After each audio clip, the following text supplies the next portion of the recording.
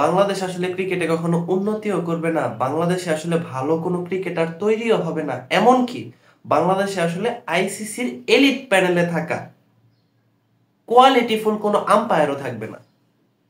কেন জানেন? যতদিন পর্যন্ত বাংলাদেশের ক্রিকেটে তাওহিদ হৃদয়ের মতো বিলো অ্যাভারেজ পারফর্মার এবং ওভার-ইগোইস্টিক ক্রিকেটার থাকে।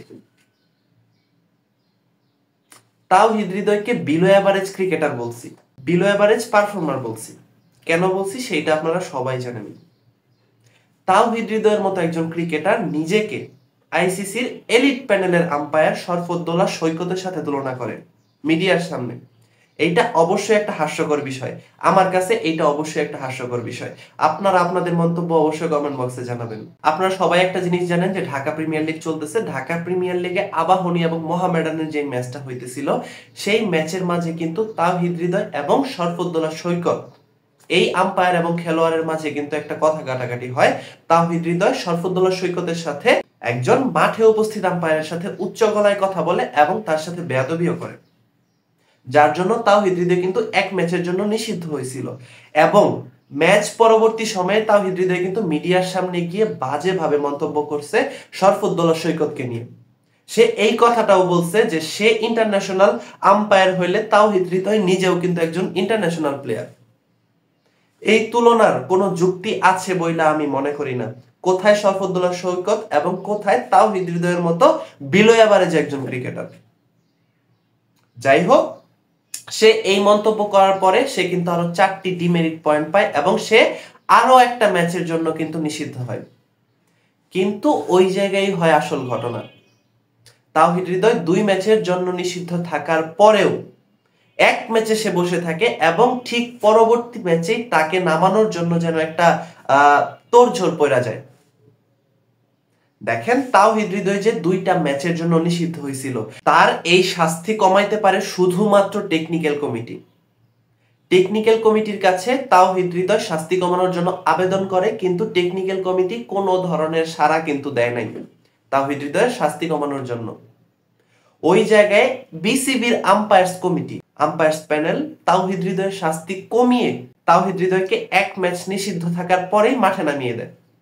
পরবর্তী ম্যাচে তাওহিদ হৃদয় কিন্তু অগ্রণী ব্যাংকের বিপক্ষে মাঠে খেলাটা খেলে মোহামেডানের অধিনায়ক হিসেবে। এই জিনিসটা কি ঠিক হইল? দেখেন, বিসিবির আম্পায়ার্স প্যানেল কিভাবে ক্ষমতা রাখে একজন শাস্তি পাওয়া ক্রিকেটারকে এক ম্যাচ নিষিদ্ধ থাকার পরেই মাঠে নামিয়ে দেওয়া, যেখানে তার আরো একটা ম্যাচ নিষিদ্ধ থাকার কথা ছিল। এইটা তো টেকনিক্যাল কমিটির কাজ।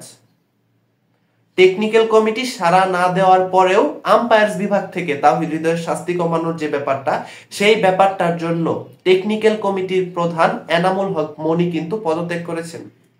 ধারণা করা হইতেছে সে এই অপমান থেকে কিন্তু অপমানটা করছে, যদিও তার পদত্যাগ পত্রে অন্য কথা লেখা ছিল, কিন্তু খুব স্বাভাবিকভাবে বোঝা যায় যে সে এই অপমান, এই তাওহিদ হৃদয়কে শাস্তি কমানোর যে ব্যাপারটা, এই ব্যাপারটায় অপমানিত হয়ে আসলে সে পদত্যাগ করছে।